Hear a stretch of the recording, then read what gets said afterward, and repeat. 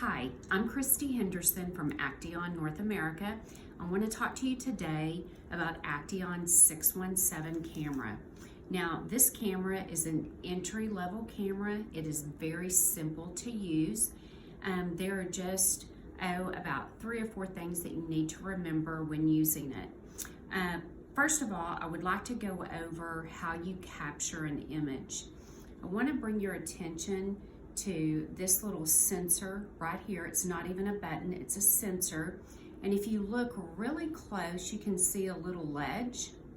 What you want to do is keep the pad of your finger on that ledge, and when you get ready to take a picture, what you're going to do is slide your finger across and back. Now, you may have heard that click. That's because I'm using Acteon's imaging software on my computer. In your computer, it will not make that noise. But that is how you capture. Now, this is very sensitive. And what you want to do at all times, like I said, is keep your finger on that ledge, slide over much like you would swipe your iPhone, and then bring the pad of your finger back to this ledge. Now, let me point out that in the beginning, this can be very frustrating because it captures pictures so easily. And if you don't keep your finger on that ledge, you'll take a lot of pictures that you don't want. That is probably the biggest learning curve of the whole camera. And what you want to do, and what we say, is that use it on about 40 patients a week. By the end of the week, you will have mastered it. That right there will it will get your subconscious, and it'll no longer be an issue. It will actually be your friend because you will capture images so easily and quickly. Now, the first thing that you want to do before you use your camera is always use the Sopro sleeve. And I want you to look closely. There are different layers to this. So it's not the first layer, but it's actually the second. You always want to place your camera face down, and that's really important so that you don't capture, you want to do it face down so that you always get a clear image, okay?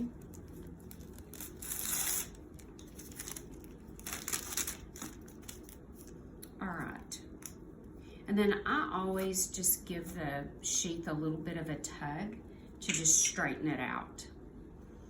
All right. Here's what's great about this camera. You just place it in the oral cavity, in the mouth, and then you take the image that you want. You can always look at your screen, and I will tell you, if you get too close to the image with this camera, it might be a little blurry, so it just tells you that you have to back off. So we're gonna take a picture of me just smiling.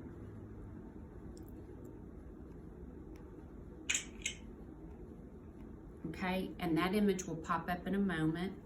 I will tell you that if you want to do any images of arches or of quadrants, what I always do is fulcrum on the opposite arch.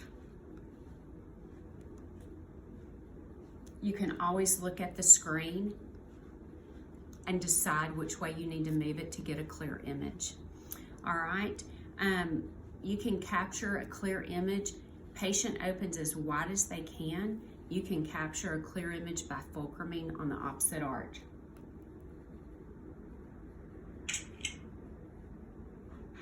Okay, and like I said, if you get too close to a tooth, you might notice that the image is a little fuzzy. You just back off.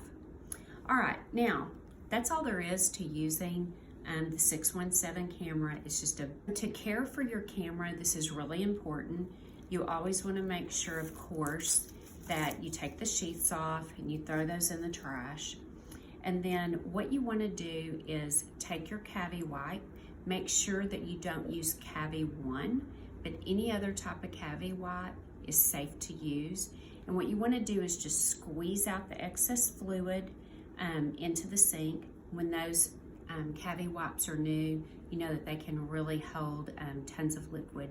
So just squeeze out the excess. And then what you want to do is from the sensor down, you just want to use this motion when you're cleaning your camera. And if you want to clean down the cord, just use this rotating action.